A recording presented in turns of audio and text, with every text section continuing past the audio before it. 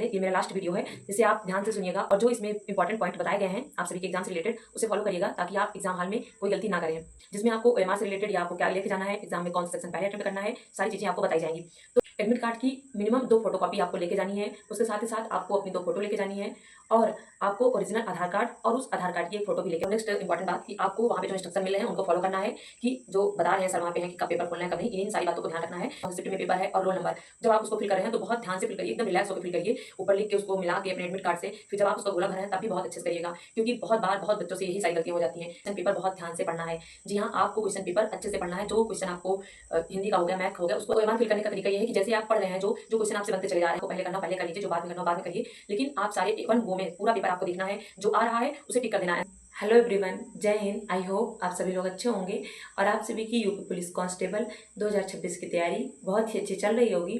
तो आप सभी के एग्जाम से पहले ये मेरा लास्ट वीडियो है, जिसे आप ध्यान से सुनिएगा और जो इसमें इम्पॉर्टेंट पॉइंट बताए गए हैं आप सभी के एग्जाम से रिलेटेड उसे फॉलो करिएगा ताकि आप एग्जाम हॉल में कोई गलती ना करें। आपका सबसे पहला डाउट कि एग्जाम हॉल में क्या क्या लेके जाना है, तो आपको अपना एडमिट कार्ड की मिनिमम 2 फोटोकॉपी आपको लेके जानी है। उसके साथ ही साथ आपको अपनी 2 फोटो लेके जानी है और आपको ओरिजिनल आधार कार्ड और उस आधार कार्ड की एक फ़ोटो भी लेके जानी है, क्योंकि ये आप जानते हैं कि आपने इस एग्ज़ाम के लिए कितनी मेहनत करी है और आपके लिए सिलेक्शन कितना मायने रखता है।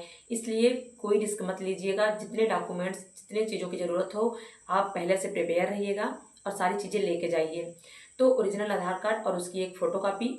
उसके बाद अगर बहुत सारे लोगों के एडमिट कार्ड में दिक्कत आ रही होगी कि आधार कार्ड अटैच नहीं है, उसके लिए आप पैन कार्ड लेके जाइएगा अपना, और हाई स्कूल की मार्कशीट, मतलब जो वहाँ पे लगेगा वो हो जाएगा सब, लेकिन आप लेके जाइएगा ये सारी चीज़ें, पैन कार्ड और हाई स्कूल की मार्कशीट। और आपको मोस्ट इम्पॉर्टेंट ब्लू और ब्लैक बॉल पॉइंट पेन लेके जानी है।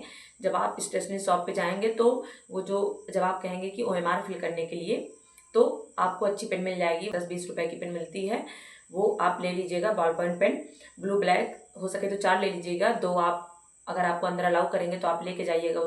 उस टाइम कोई पेन ना चले तो आपको किसी से मांगना ना पड़े, और पेन को चला के आप जाइएगा, कुछ 2-3 पेज पे आप उसे चला लीजिएगा ताकि वहाँ ओएमआर फिल करने या क्वेश्चन सॉल्व करने में कोई दिक्कत ना हो।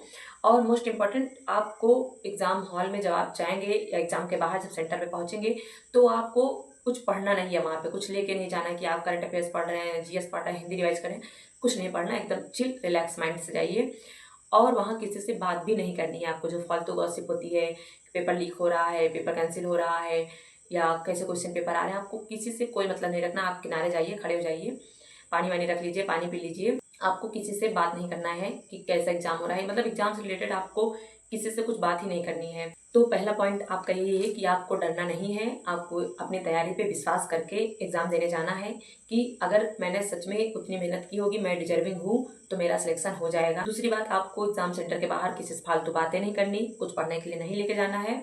और तीसरी एंड मोस्ट इम्पॉर्टेंट कि आपको पेपर देखने के बाद अगर आपसे 4 क्वेश्चन 5 क्वेश्चन नहीं बन रहे हैं, आपको हार्ड लग रहा है, तो भी आपको अपना मनोबल, अपना कॉन्फिडेंस डाउन नहीं करना है, क्योंकि ऐसा एग्जामिनर का कभी कभी माइंडसेट हो जाता है कि वो स्टार्टिंग के कुछ क्वेश्चन बहुत टफ दे देते हैं और बाद में आसान होते हैं, लेकिन वो जो टफ क्वेश्चन होते हैं उन्हीं से आप घबरा जाते हैं कि इतना पेपर हार्ड आया है, कैसे होगा। तो इसलिए मैं आपको पहले ही बता दे रही हूँ कि अगर आपसे 4-5 क्वेश्चन नहीं बन रहे हैं तो उनसे डरना नहीं है, आपको आगे बढ़ जाना है। उसके बाद जो लोग पूछ रहे हैं कि कौन सा सेक्शन पहले अटेम्प्ट करें, तो देखिए it's totally up to you कि आपका कौन सा सब्जेक्ट स्ट्रांग है, जो आपका तेज है आप उसे पहले करिएगा प्रैक्टिस के हिसाब से, तो आप उसी को करिएगा। कुछ नया एक्सपेरिमेंट मत करने लगिएगा एग्जाम हॉल में। तो आपने जैसे अभी तक किया है मॉक में वैसे ही करिएगा, जो भी आपको सही लगे, मैथ करना, जीएस करना, हिंदी रीजनिंग, जो भी आपको सही लगे आप उसे करिएगा। कि आपको वहाँ पे जो इंस्ट्रक्शन मिल रहे हैं उनको फॉलो करना है, कि जो बता रहे हैं सर वहाँ पे हैं कि कब पेपर खोलना है कब नहीं, इन सारी बातों को ध्यान रखना है, क्योंकि आपको बहुत बुरा लग जाएगा अगर वहाँ पे कोई डांट दिया या कोई कुछ कह दिया तो इसलिए मतलब उनकी बातों को मान के चलना है। 5 मिनट बाद वो कहते हैं खोलने के लिए, जब वो बोलेंगे तभी आपको अपना क्वेश्चन पेपर ओपन करना है। उसके पहले क्वेश्चन पेपर में आपको ओएमआर जो मिलेगी उसको आपको बहुत अच्छे से फिल करना है। उसमें रजिस्ट्रेशन नंबर, कौन से शिफ्ट में पेपर है और रोल नंबर, जब आप उसको फिल कर रहे हैं तो बहुत ध्यान से फिल करिए, एकदम रिलैक्स होकर फिल करिए, ऊपर लिख के उसको मिला के अपने एडमिट कार्ड से। फिर जब आप उसका गोला भर रहे हैं तब भी बहुत अच्छे से करिएगा, क्योंकि बहुत बार बहुत बच्चों से यही सारी गलतियां हो जाती हैं। बेसिक है लेकिन इन्हीं बातों को ध्यान में रखना है हूँ कि अगर आप ओएमआर में ही गलती कर देंगे तो आगे आपकी कॉपी चेक ही नहीं होगी। आप कितने क्वेश्चन अटेम्प्ट किए हैं, कितना अच्छा पेपर गया आपका, कोई फर्क नहीं पड़ता। इसलिए ओएमआर आप अच्छे से फिल करिएगा। अगर कुछ डाउट हो तो आप पूछ लीजिएगा, आपको डरना नहीं है कि ये मुझे बताएंगे नहीं बताएंगे। आप उनसे बेझिझक अपना डाउट पूछ लीजिएगा कि सर हमको यहाँ दिक्कत आ रही है, ये कैसे भरा जाएगा। तो आपको क्वेश्चन पेपर मिले तो आप गॉड को, यूनिवर्स को, जिसको मानते हैं उसको धन्यवाद बोलिएगा, अपने माता पिता को बोलिएगा कि उनके सपोर्ट से आप यहाँ तक आए हैं, आप इतने दिन से पढ़ाई कर पाए हैं और इतना सब कुछ अच्छा हुआ, सब कुछ आपके अकॉर्डिंग हुआ, आपने इतनी मेहनत की। मतलब आपको हर एक चीज़ के लिए धन्यवाद बोलना है, ग्रेटफुल होना है और सोचना है कि अच्छा होगा, मुझे बस अभी रिलैक्स होके इस पेपर को अटेम्प्ट करना है, सब अच्छा होगा। आगे नेक्स्ट पॉइंट पे बात करते हैं। तो आपको क्वेश्चन पेपर बहुत ध्यान से पढ़ना है। हिंदी का हो गया, मैथ का हो गया, उसको अच्छे से पढ़ना है। क्योंकि मैं आपको बता रही हूँ, मैंने पहले हिंदी सेक्शन अटेम्प्ट किया था और एक बहुत ही आसान क्वेश्चन था, काल से रिलेटेड क्वेश्चन था और उसमें भविष्य काल के 4 ऑप्शन दिए गए थे और इतना आसान क्वेश्चन होने के बावजूद मैंने वो क्वेश्चन गलत कर दिया। वो जब ओएमआर में फिल हो गया तो मुझे याद आ रहा है कि ये क्वेश्चन तो उसमें नहीं लिखा था, कुछ मतलब था कि इसमें से कौन सा नहीं है और मैंने उसे बिना पढ़े टिक कर दिया और वो मेरा क्वेश्चन बहुत आसान था, वो क्वेश्चन गलत हो गया। तो प्लीज़ आप लोग ऐसी गलती मत करिएगा। पढ़ के क्वेश्चन तभी उसे ओएमआर में फिल करिएगा। ओएमआर फिल करने का तरीका ये है कि जैसे आप पढ़ रहे हैं, जो जो क्वेश्चन आपसे बनते चले जा रहे हैं, एक जैसे आपको जब क्वेश्चन पेपर मिला तो आप सारे क्वेश्चन पढ़िए। जो सेक्शन आपको पहले करना हो पहले कर लीजिए, जो बाद में करना हो बाद में करिए, लेकिन आप सारे वन गो में पूरा पेपर आपको देखना है। जो आ रहा है उसे टिक कर देना है, आंसर पे थोड़ा सा टिक लगा देना उसमें, और जो नहीं आ रहा है उसी टाइम आपको उसे सर्कल कर देना है, उसे गोला कर देना है। और जो आ रहा है उसको पूरा करने के बाद जब आपके पूरे क्वेश्चन हो जाएं तो तुरंत आपको ओएमआर फिल कर लेनी है। हाँ, आपको बाद के लिए नहीं छोड़ना कि 5 मिनट बाद में जो बाद में मिलेगा उसमें फिल करेंगे, नहीं। क्योंकि ऐसे बहुत सारे लोगों का छूट ही जाता है कि 10-15 क्वेश्चन वो करने के बावजूद ओएमआर में नहीं फिल कर पाते हैं। तो आपने अगर वन गो में जितना कर लिया है, जो नहीं आया उसे गोला कर दीजिए और ओएमआर फिल कर लीजिए 5 से 10 मिनट में। ओके, उसके बाद सेकंड गो में आपने जो गोला किया है उस पर फोकस करना है, उन क्वेश्चन को ध्यान से पढ़ने हैं। क्योंकि आपको पता है ऐसा होता है कभी कभी कि क्वेश्चन मतलब आसान होता है, लेकिन आप जैसे रीजनिंग का हो गया, मैथ का हो गया, वो आसान होता है कुछ क्वेश्चन, लेकिन आपको उस टाइम पे नहीं आ रहे होते हैं कि उनका कॉन्सेप्ट नहीं याद आ रहा है या सोल्यूशन में कैलकुलेशन में कुछ गलती हो रही है, वो हो नहीं पा रहा है। तो जब आप गोला करके बाद में फिर से करेंगे तो जब थोड़ा माइंड रिलैक्स रहेगा कि मेरे तो इतने क्वेश्चन हो गए हैं, इतना मैंने ओएमआर में पहले फिल कर दिया है, अब जो गोला है उन्हीं को करना है, तो आप थोड़ा रिलैक्स रहेंगे और आप उन क्वेश्चन को अच्छे से पढ़ेंगे तो वो बन जाएगा। मैं आपको बता रही हूँ सेकंड गो में ऐसा ही हुआ था कि मैंने मैथ का एक क्वेश्चन छोड़ा था और वो बहुत आसान था, ट्रेन का क्वेश्चन था, और गलती मुझसे ये हुई कि वो गोला किया हुआ था, पहले मैं नहीं सॉल्व कर पाई और जब दोबारा मैंने सॉल्व किया तो मेरी गलती ये हुई कि मैंने उसे ओएमआर में नहीं फिल किया। इसलिए मैं आपको बता रही हूँ कि आप जितने क्वेश्चन कर रहे हैं उनको ओएमआर में फिल करते जाइएगा।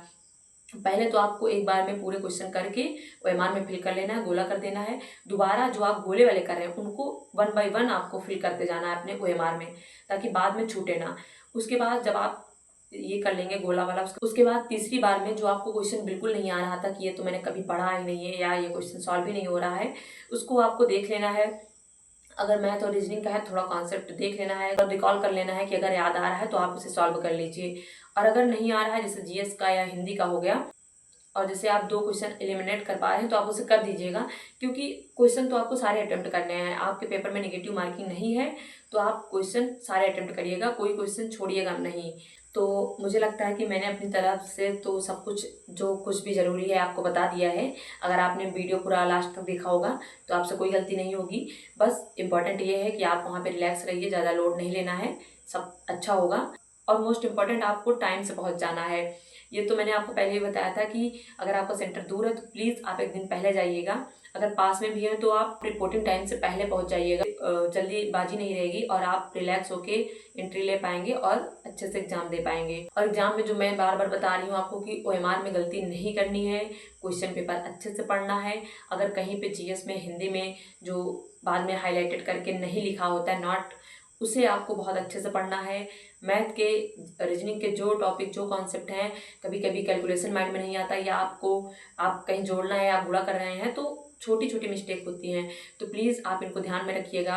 और अगर एक बार में नहीं बन रहा है तो आप उस पर उलझिएगा नहीं कि ये क्वेश्चन नहीं आ रहा है मुझे करना ही, आप करके ही मानेंगे। आप आगे के क्वेश्चन को अटेम्प्ट करिएगा, बाद में जब टाइम मिलेगा तब आप उस पर आएंगे, तो हो सकता है कि उस टाइम आपके माइंड में वो चीज़ें ना आ रही हों, ना कर पा रहे हों, बाद में आप उसे कर लेंगे। तो इसलिए एक ही क्वेश्चन पे स्टिक नहीं रह जाना है कि बस इसे करके ही आगे बढ़ना है।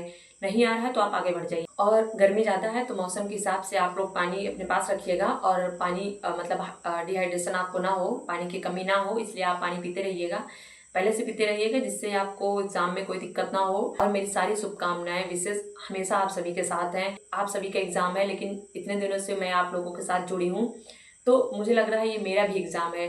अगर आप अच्छा करके आएंगे, आप अच्छा बताएंगे कि इतने क्वेश्चन अटेम्प्ट हुए हैं, इतना अच्छा हुआ, तो सच मुझे बहुत अच्छा लगेगा।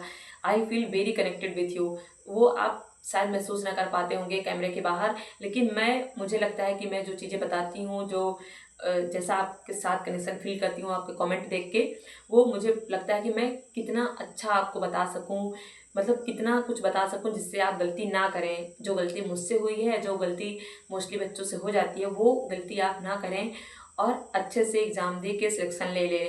और बहुत खुश रहिए, परेशान कभी नहीं होना है, सब कुछ अच्छा होगा, सब कुछ समय के हिसाब से ठीक हो ही जाता है। And thank you so much for watching this video.